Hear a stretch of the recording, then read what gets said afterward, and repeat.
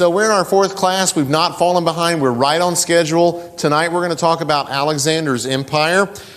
We've been building up to this. We talked about the Jews under Babylon. We talked about the Jews under Persia. We talked last class about, without looking at your papers, what did we talk about last class? Persia and Greece. Okay, Persia and Greece.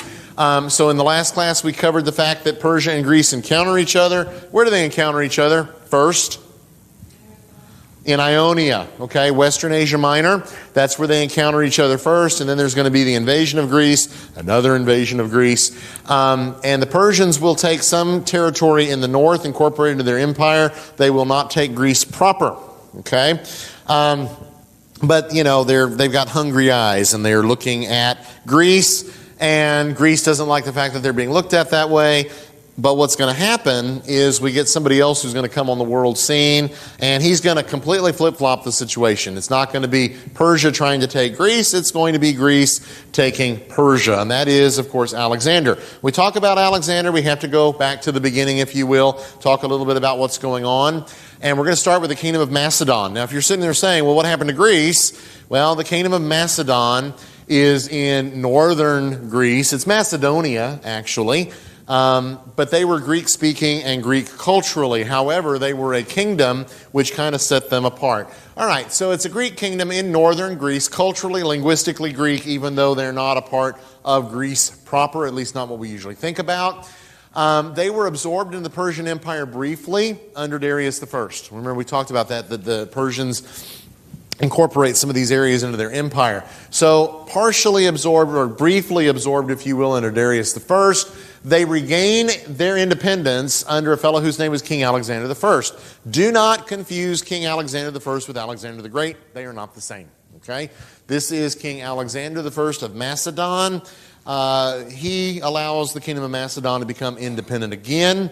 What's interesting about Macedon, or the kingdom of Macedonia, if we say it that way, is that it had a different political culture than most of the rest of Greece. It was a kingdom as opposed to the city-state, which is a polis, P-O-L-I-S, all right? So most of the rest of Greece is arranged politically as a series of city-states. Remember, Greece is a country that is geographically divided by the sea. It is geographically divided by mountains.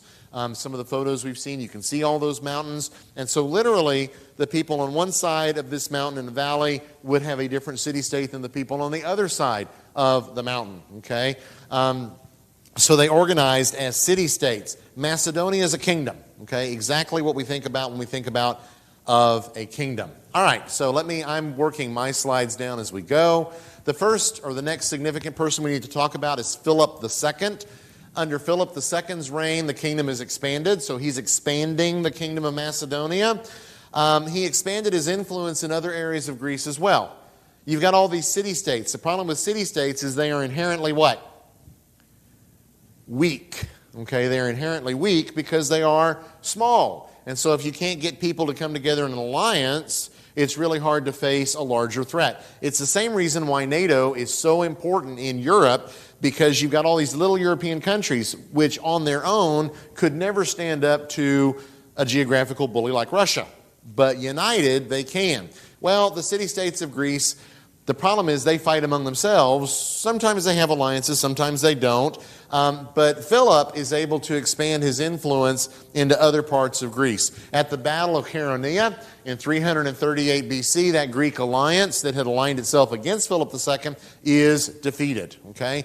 So from the standpoint of what's going to happen with Alexander the Great, that's pretty important. Philip II, however, is murdered while making plans to invade the Persian Empire. So Philip II is already saying, we're going to have to do something about Persia. We're going to expand that way. So he's making plans to do that, but he's murdered before he can actually do it. His son, then, is Alexander III. He becomes known as the Great. He becomes king in place of his father. All right, let's look on. I'm moving quickly. If y'all have questions, raise your hands, okay? Don't be afraid to do that. So moving on, here's our map again. We've already seen that once before in the class. If you look at that map up there, you've got the Persian Empire over here. You've got Greece and some of these islands that are inhabited by Greeks, and they're independent of the Persian Empire. Macedon is this kingdom up here in northern Greece, okay? They're going to end up absorbing all of this into their sphere of influence. But from their standpoint, if you're going to expand, the logical place to expand is across to Persia, okay? And so he's got his eyes set on Persia, beyond the fact that Persia is still a pretty significant empire, and so they are still a threat. If you want to get rid of the threat, what's the best thing to do? Wait for them to attack you, or go after them. And so Alexander the Great is going to do that. We're going to talk about him in just a moment. A couple of photographs to share with y'all. This is Pella, or what's left of it, I guess I should say. That was the capital of the kingdom of Macedon. All right? I love the mosaics in the, not mosaics, but the cobblestone, I guess, or mosaics, whatever they are. They're in the foreground. I think it's just a beautiful picture of that particular site. Then we have at Eg a tumulus tomb, which simply means that it is a tomb that is buried under an artificial hill. And you can look for scale. I mean, you've got the people over here that are here in the picture, and then the tomb is this thing back here, this tumulus tomb, okay? It is actually the tomb of Philip II, all right? This is also an EG. As you go, you have to go into that entryway into the tumulus, and then you will see the tomb. So that's a photograph of the outside of the tomb. And then our next photograph is the burial crown and coffin of Philip II. Okay, now I'm not sure that that's solid gold. It's probably plated gold, but still, it's a golden coffin, all right, with a burial crown as well suspended above that. I'm pretty sure the burial crown is probably solid gold or gold plating. I don't know what would be plated on, okay? But you get an idea for the wealth. This is what they bury in the ground. This is Philip II's coffin and his burial crown in Eg. So if you happen to find yourself in Greece, you can travel up to the northern part of the country and go visit Eg if you have a mind to do that. All right, so let's talk about Alexander the Great. Alexander the Great was born in Pella, 356 BC. Remember the photo of the town with the mosaics, or the ruins of the town with the mosaics? That's Pella. That's where he's born. Born in 356 BC. Kind of make a note of that year when he's born, okay? And do the math as we go through this. Born in 356, from age 13 to 16, he was tutored by Aristotle. Yes, that Aristotle, okay? If you're a fan of philosophy and you've read Aristotle, that was Alexander's tutor. Tutor, of course, not being the guy that helped him with his homework. What's a tutor in ancient Greece?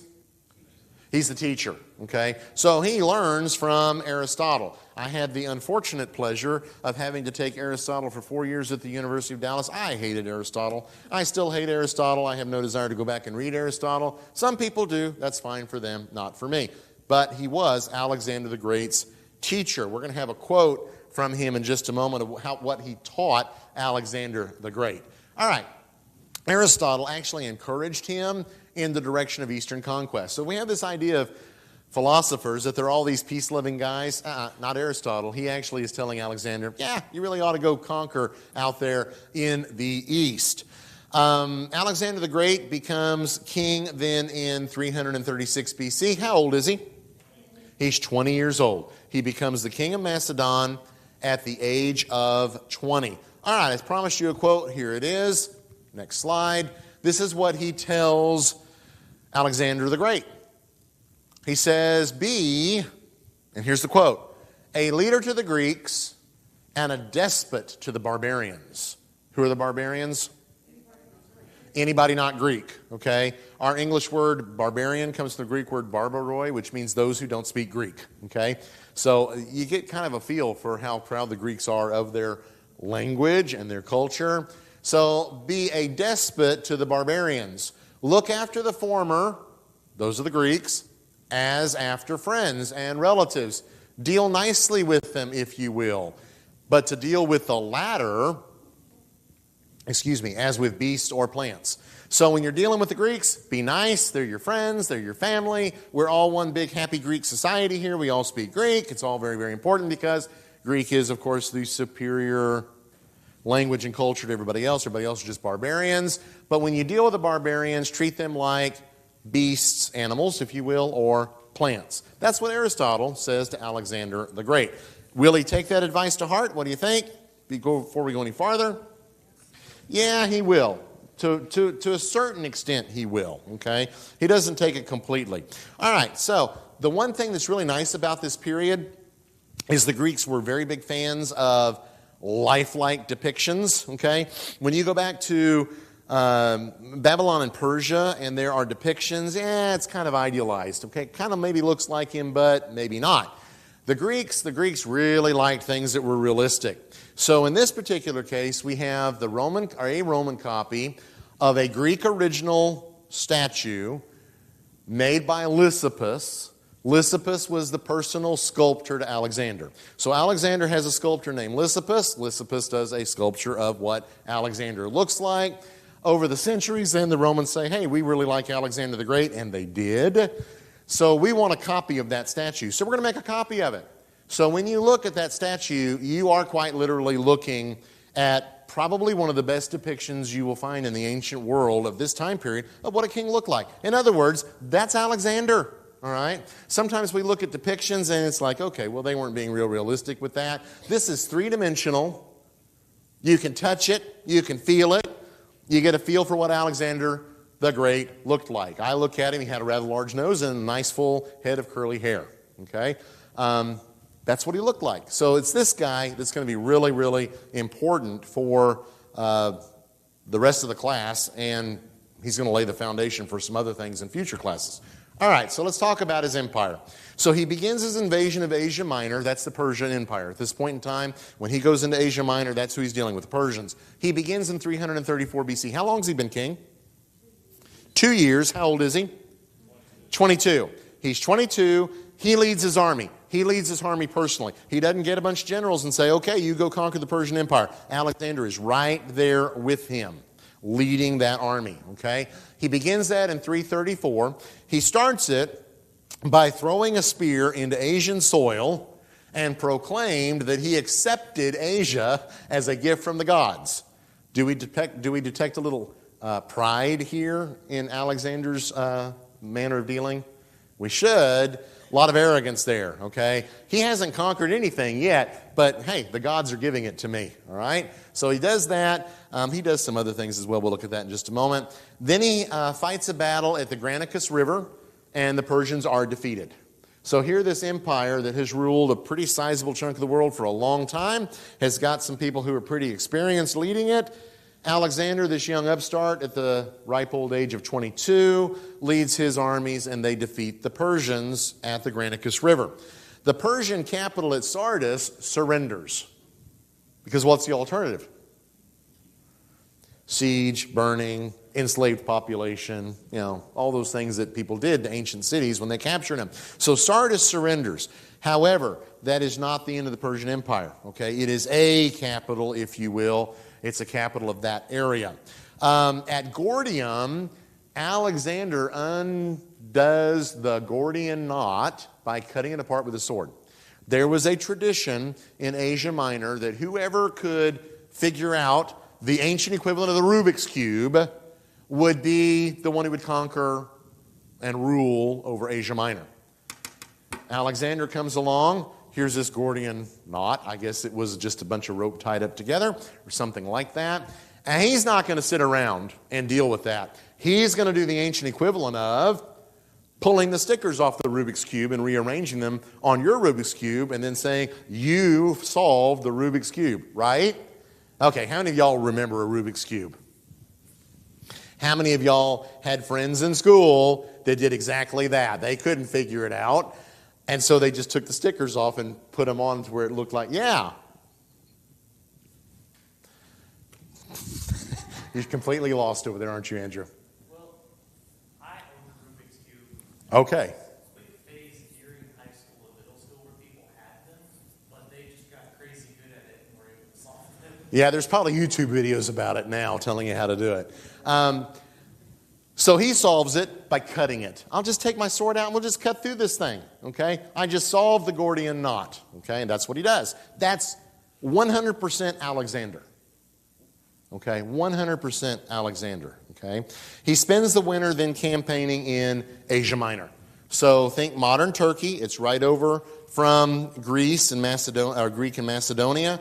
And he's going to spend that winter campaigning in Asia Minor, because wintertime is not the main time for fighting wars in the ancient world. Okay? It isn't even a real great time in the modern world. But in the ancient world, yeah, you don't want to embark on a campaign during that time. But you can do some little stuff right there in the area where you are, and that's what he does in Asia Minor. He then, in 333, begins his invasion of Palestine and Syria. Okay? He defeats Darius III at the Battle of Issus. That's a very significant battle in the ancient world. It's a world battle. I mean, this changes the course of a lot of history.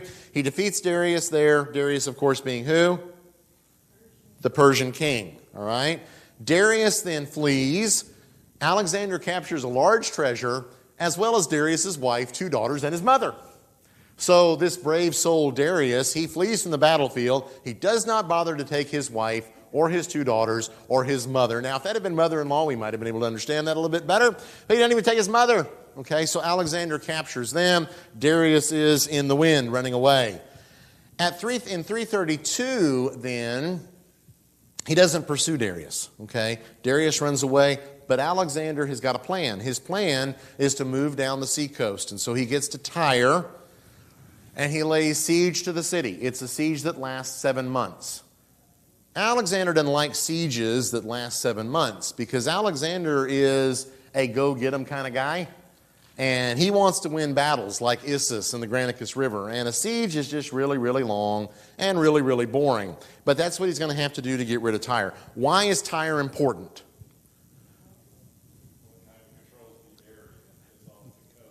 They control the ocean. Okay? And remember, Macedon is where? Across the ocean. Okay? So he wants to get rid of Tyre and have Tyre under his control. So these Phoenicians are not providing any ships to the Persian Empire. You always protect your rear.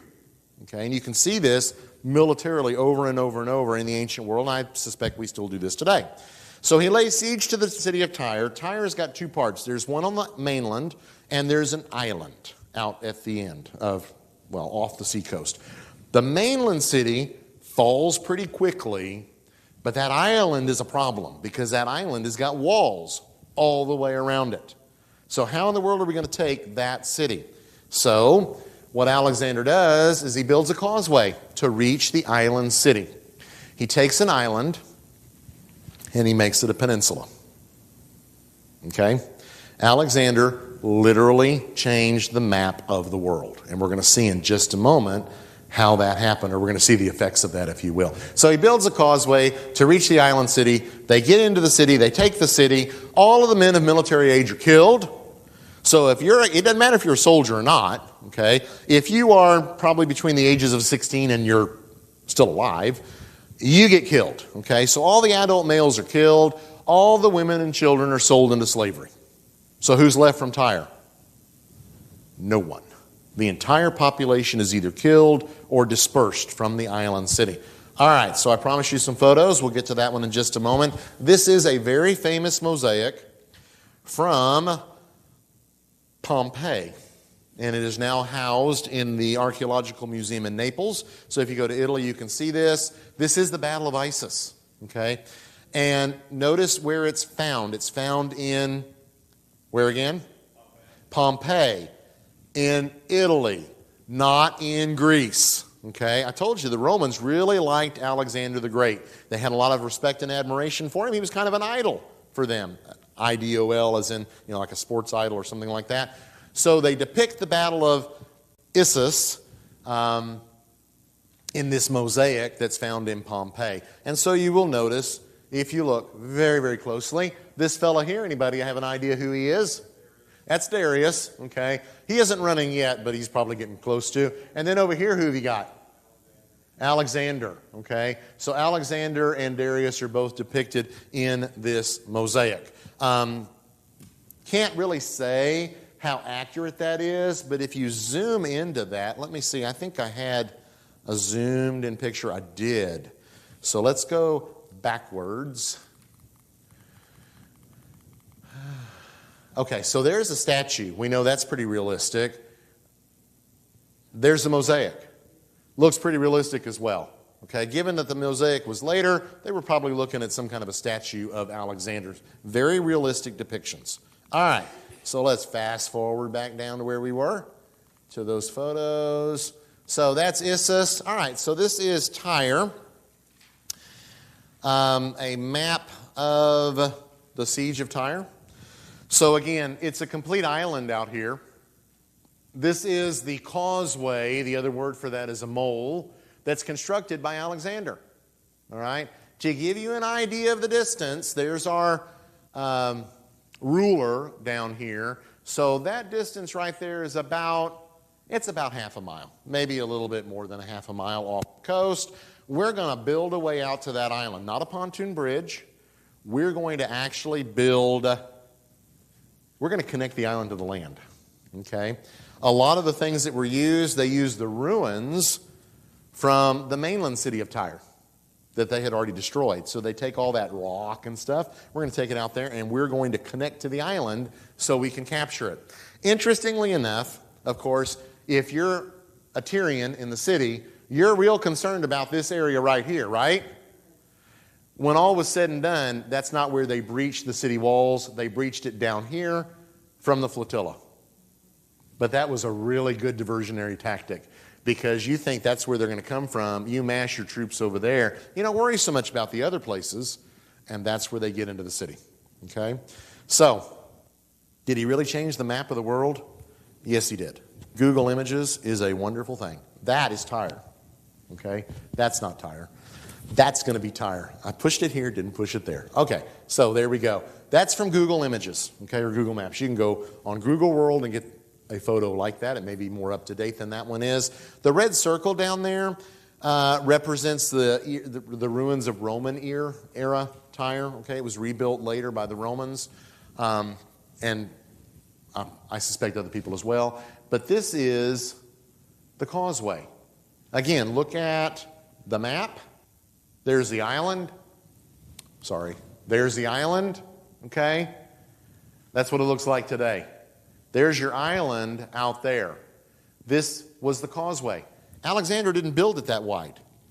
But when you start dumping rocks in the ocean and building a causeway, then what happens? It silts up, okay? And so today, if you were to go there, wouldn't recommend it. What's the modern country today? It's Lebanon, okay? Yeah, don't go to Lebanon, all right? So, not now, at any rate. So, these are houses. People are living here on the approach to what had been the ancient city of Tyre. That's what Alexander was like, okay? He throws a spear into Asia. It's mine. The gods gave it to me. He cuts the Gordian knot. He gets to Tyre and says, boy, this is going to take too long. We're going to connect the city to the mainland with a causeway. And he changed the map of the world. Okay? So today, if you were to go to Beirut, don't go to Beirut, not to Beirut, Lebanon, don't go to Lebanon. But if you were to go to Lebanon, you could walk that causeway. That's the result of what Alexander built. Shelley? Can you actually see the original causeway in that somewhere, or? The question was, can you see the original causeway? The answer is probably not, because it's been built on, okay? There's a road that goes there. You can kind of see that road, but you got these side roads as well, and people are living there. So my suspicion is probably not. It'd be down underneath all of that somewhere. I mean, it's 2,300 years, and things always get built up over time. Because in the ancient world, what do you do with your trash? You throw it out, okay? That's why we have these things in the Middle East called tells, these artificial hills. They're built up because people keep throwing their trash out century after century after century, and it builds up, okay? I've actually seen one of those in Europe. Yvonne and I used to live in a city that was basically a tell, because people have been living there for a long time, like 1,000 years, and they kept throwing their trash out, and so this ancient city builds up on top of all of that. So it's higher than everything around it, but it wasn't originally. So everything gets buried. A lot of archaeological sites, again, I think we've had this, I've said this in the class before, you go to Jerusalem, some tour guide's going to walk you around and say, see, this is where Jesus fell while he was carrying his cross. Well, maybe so, but if so, it was 10 feet underneath that. All right, because there's very little in Jerusalem today that's actually from that period, unless it's been exposed in an archaeological excavation. All right, so that's Tyre. Again, you just change the map of the world if you're Alexander the Great. But he's not done conquering, all right? So he continues on. 332, he invades Egypt, all right? Egypt's important, and so he's going to have to invade Egypt. He's getting this periphery. He's getting his rear area secured before he goes after Persia proper. Most of the other coastal cities, by the way, surrendered after Tyre fell, understandably, okay? If you don't surrender to Alexander, then what's going to happen when he conquers your city, which he's going to do? He's going to kill all the men and sell all the women and children to slavery. So it's just easier to surrender than actually let him conquer your city. Jerusalem opens its gates in surrender, okay? When the Greek army comes, Jerusalem says, our gates are open. That's a sign of surrender in the ancient world. Now, Josephus records, whether it's accurate or not, he records that the Jews showed him, that's Alexander, Daniel's prophecy, probably chapter 8. Okay? And Alexander kind of liked that, because if chapter 8 is all about me, then that's great. Okay? Alexander was not a very humble fellow. All right? So the result of that being, the Jews will actually be treated pretty well by Alexander. All right? The Egyptians welcome him as a liberator because they don't like the Persians at all. So anybody who's going to get rid of the Persians, well, he's freeing us from these wicked Persians. He founded the city of Alexandria. We will talk about Alexandria again in this class. Alexandria in Egypt. In Egypt, he was declared to be a son of the god Ammon, which the Greeks, generally speaking, didn't like that kind of talk. But you know what? Whatever works in Egypt is going to work for me. So that's exactly what he does. He accepts that in Egypt. Not going to push the idea of, hey, you know, if the Egyptians want to worship me as a god, they've been doing that with their pharaohs for a long time anyways, let them. It'll make them very loyal to me. And so he takes that from them, all right? Takes that worship from them. Having secured Palestine, the seacoast, and Egypt, he then renews his attack towards the heart of Persia, 331 BC. How old is Alexander at this point in time? He's 25. Okay, he's already carved out a pretty nice section of territory, but we've still got the Persians out there. We got to do something about that. And so that's what he does. He defeats Darius again at the Battle of Gaugamela. Darius flees to Ecbatana. Darius clearly was not having a good day or a good month or a good year or a good couple of years, because he just keeps getting beat everywhere he encounters Alexander. Babylon, the city, falls to Alexander as well. Susa falls, then Persepolis. We've seen photos of the ruins of Persepolis in a previous class. Persepolis is looted extensively, then it is burned as revenge for the burning of Athens. Alexander doesn't generally do this. He's carving out an empire. You don't destroy the cities that you're incorporating in your empire. But these people burned Athens 100 and some odd years before, 150 years before. And so we're just going to have a little revenge with Persepolis. And that's what he does. He burns the city. Okay? Darius is still on the run. He flees to Bactria, where he is betrayed and murdered by a subordinate in July of 330 BC. So that's the end of Darius, at any rate. Let's go on. Then Alexander says, well, I've conquered Persia. That's kind of nice. I've conquered Egypt. That's kind of nice. Everything that the Persians had, I now have. So let's go a little farther, because there's still lands to the east to conquer. He invades India in 327, 326 BC. Several peoples on the other side of the Indus River are defeated. But then Alexander's army, specifically his generals probably, mutiny at the Hyphasis River, refusing to march any further east. These folks are a long way from home. They don't know when Alexander's going to stop. We've had enough. You got a big territory. You got a big empire. Let's go home. We've got wives and children who now don't even remember who we are. So let's go back and find them. We want to go home. So Alexander acquiesces. Right? After 8 years of campaigning, about 8 years of campaigning have taken place since Alexander mounted his invasion of the Persian Empire. All right. So, and that's the end of his conquering, because he's not going to take India. So I need to pull up my slides a little bit before we go farther. So what happens to Alexander in his last years? Okay, he goes back. He goes back to Babylon. He arrives. Oops. All right, let's go over here and get Andrew. Just real quick. Wasn't there an Indian conqueror that gave Alexander a bunch of elephants as a way to stop him from moving further into India? There might have been, but I don't think that would have prevented Alexander. What prevented Alexander was his army saying, we're done. Okay. Maybe I'm misremembering a different conqueror. Well, what I do remember, and it would be a different story, is later when we get to the Carthaginians fighting against Rome, they will have elephants in their army, and they absolutely terrorize the Romans. Yeah, you have no idea. You have no idea what to do with an elephant. Okay, horses we know, camels we can somehow do something with, but an elephant, what do we do with people who are mounted on top of an elephant? And by the way, he marches those elephants. This is just a glimpse of what we're going to talk about. He marches those elephants over the Alps. I've driven over the Alps a few times in my life. I can't imagine going over the Alps on an elephant.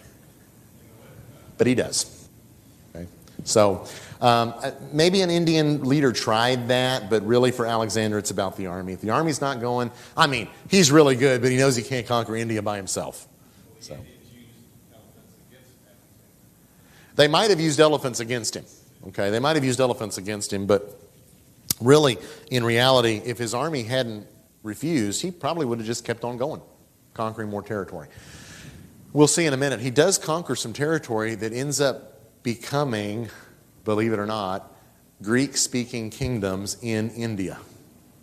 Sometimes we think that these people of the East, India and China, were completely cut off from what was going on in Europe. They were not. Okay, they encountered the Europeans under Alexander, and the Chinese will encounter some ancient peoples as well. As a matter of fact, Christianity is taken to China pretty early on in the history of the church. Okay, all right. So Alexander arrives back in Susa in 324 BC. He consolidates the administration of the empire. He eventually returns to Babylon in about 323 BC. In Babylon, he contracts a fever and dies in June of 323 BC in the palace of Nebuchadnezzar II. He is at the ripe old age of 33. Now, an alternate theory to this is that he actually did not contract a fever. He was poisoned by one of his generals, and that's how he died. Anybody want to vote one way or the other? In the end, we won't know because history doesn't know whether he died of a fever or whether he died of poison. Remember, in the ancient world, poison is a really popular way to kill somebody you want to kill because it is virtually undetectable and it can mimic other things as well. So that's an alternate theory. His body eventually ended up in Alexandria in Egypt, okay, where it remained until the Roman period. So the body doesn't get buried in Babylon. Well, it may get buried, but eventually it's going to get to Alexandria. That's where it stays until the Romans are there in Egypt. That's a later period, a later class. All right, so this is a map of Alexander's empire. It is extensive. When we talked about the Persians, we talked about the fact that they had established the largest empire to their time in the ancient Near East. Alexander makes it bigger. Okay, so if you will look on that map, we will see, of course, Macedon and Greece over here, Asia Minor down here, Egypt. This is Palestine. Jerusalem's right about there.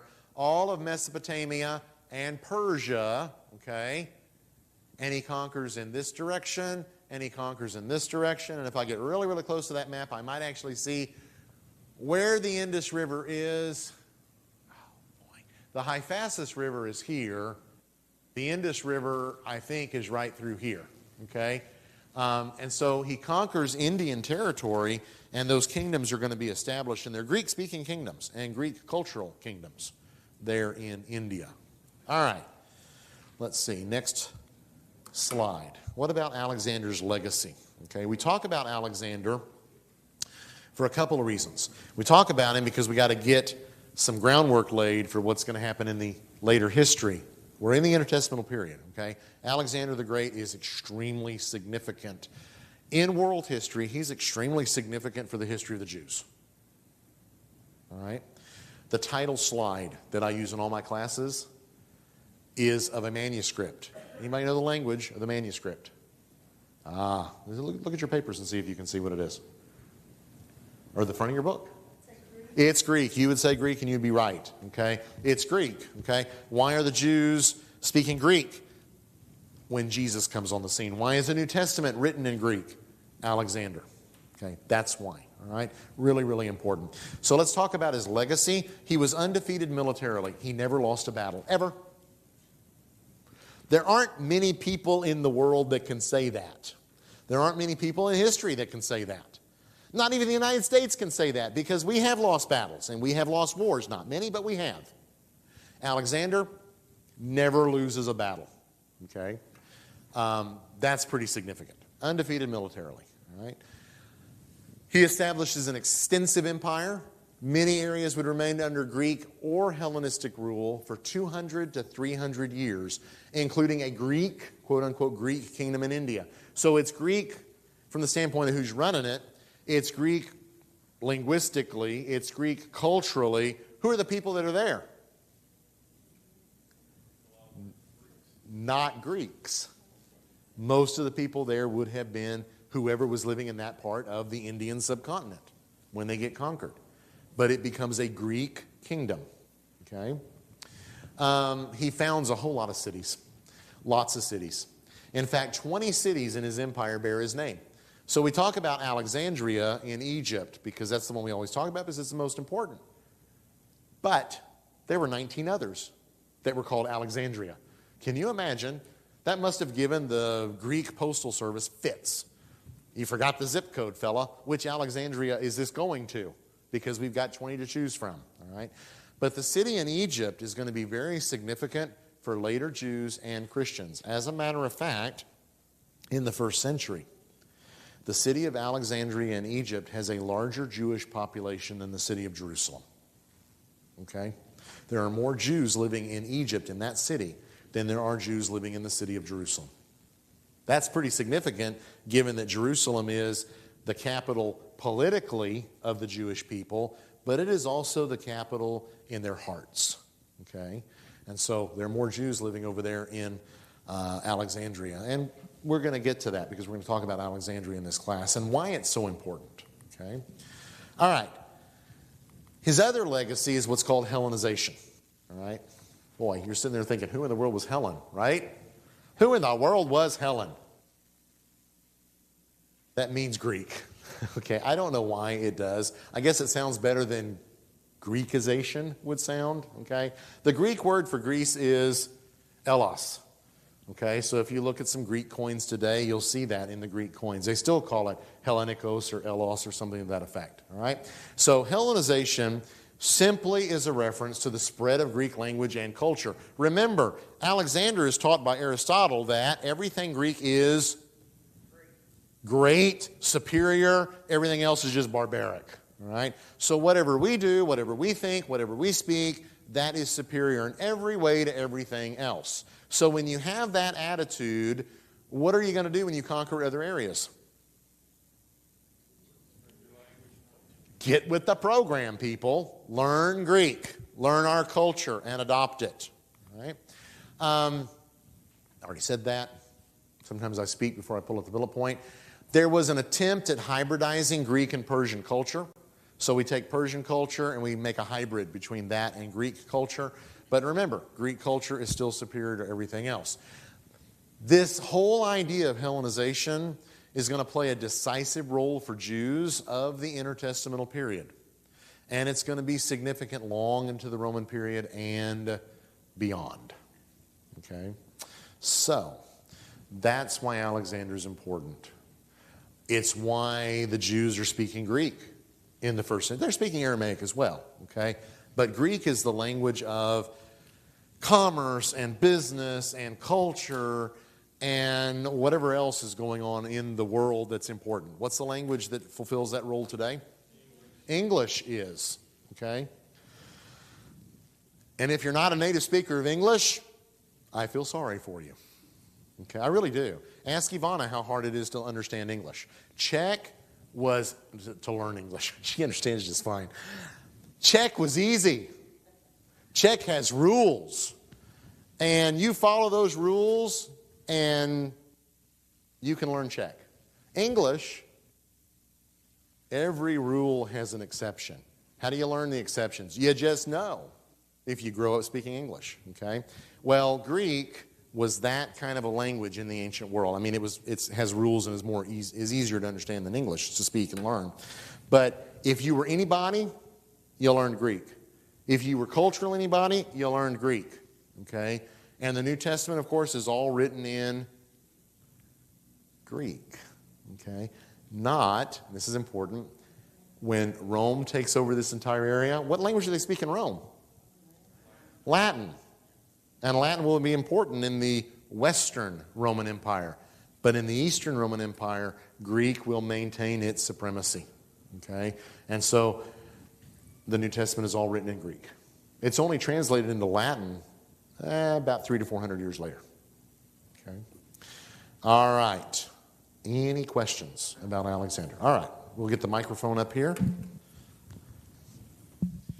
I know you're going to cover the Roman civilization, all the cool stuff with that. But right now, I have a question about right now. Is everyone just leaving Italy alone? The Persians, the Babylonians? What's happening right now in this time in Rome right now?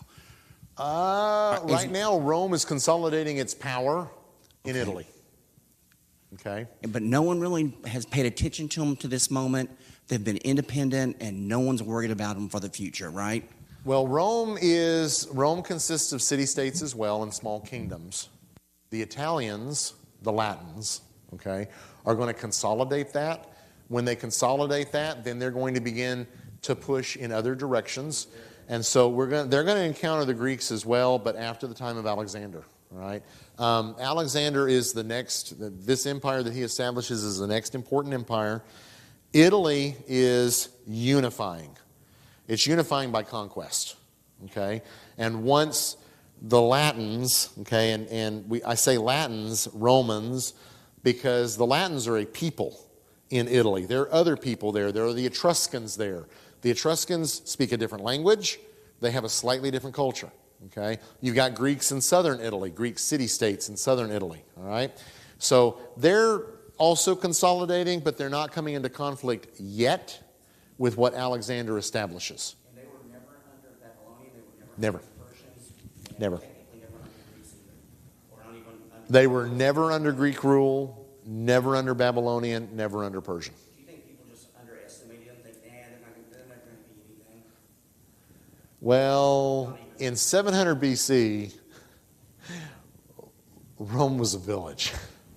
That's what I'm saying. And so nobody paid any attention to Rome in 700 BC. Okay, we talk about the founding of Rome, Romulus and Remus and all of that. It's all legendary, but it does get us to the right period. It's 700 BC, it's a village. Okay, what's really amazing is that a village on the Tiber will, within 700 years, rule the world. John's got a comment? Just trying to remember Roman history now that you're onto it. When did they stop being a kingdom? It was in the 300 or 400s, I believe, BC. I can't remember the roughly. Probably. The We'll talk about that when we get to Rome. Rome gets its own treatment because historically, that's what you do. You talk about the Greeks and you talk about Alexander's empire, what falls apart from that, because only when it falls apart are the Romans able to start eating pieces of it away. Okay? The Romans are not like Alexander. Alexander never loses. I don't know what Alexander would have done had he lost. He might have cried, thrown a fit, and gone home. I don't know. The Romans are relentless. They will lose battles, and they just keep right on coming. Okay? It reminds me, I don't know whether I should use another Hollywood reference. It reminds me of John Wayne and The Searchers. Y'all remember that movie? Raise your hand if you've seen The Searchers by John Wayne. If you have not, see the movie this weekend. I know Ivana has. John Wayne makes a statement. The Comanches steal the girl, his niece, and he's going after her. And he says what the Comanches don't understand is someone who keeps coming. And he eventually gets his niece back. That is such a nice statement of what the Romans were like. They just kept coming. Oh yeah, we'll lose a battle. We'll have some legions wiped out by the Germanic tribes, but we will keep coming. We'll come back and raise another army, and we'll come after you again. Tom's got a question, if you would, Caleb, up here. Wait a minute. Wait for the mic. Wait for the mic. I was just going to say what's amazing about Alexander's the size of his army. He started out with about 32,000 troops, maybe 5,000 cavalry, and he's able to conquer the world. Yes, he adds to it. He adds to okay. it. That's what he. As he conquers territory, he'll get more of these people that he's conquered. He will incorporate them into his army. And we will get that in the period as well after Alexander's empire. There will be Jews who will serve happily, voluntarily in the Greek army of the king who is over their area. And they will be known as loyal citizens. Rusty? Oh, I was just wondering This is our last comment because I think we already had our first bell. in Alexandria of Egypt, wasn't there was a great library there? And when was that? Later. It was later. Later. There will be a great library in Alexandria. We'll talk about Alexandria. It gets its own. I think it does. It get it? Can I see your table of contents? I think it may get its own treatment. If it doesn't, it gets it under the Septuagint. So this is how I see if you've been writing ugly notes about me. No, you wouldn't do that, right? You do it on the back. Let's see. February the 2nd. Rusty, put it on your calendar. You have to be here February the 2nd. The Jews in Egypt and the Septuagint. Okay? All right. So we're going to go ahead and finish the class. For Sunday, clearly not going to talk about that because that's what we talked about tonight. We're going to talk about what happens after Alexander dies. Because when Alexander dies, what's next? I'll give you a hint. Alexander made no plans. He did not expect to die. And he left no plans. And because of that, there's going to be a whole lot of really interesting stuff that happens. I'll tell you right now, that Sunday morning, get an extra coffee before you come to class. Carry a little bit of Tylenol with you in your purse. Because after class, you may need it because your head will hurt. All right? Thank y'all.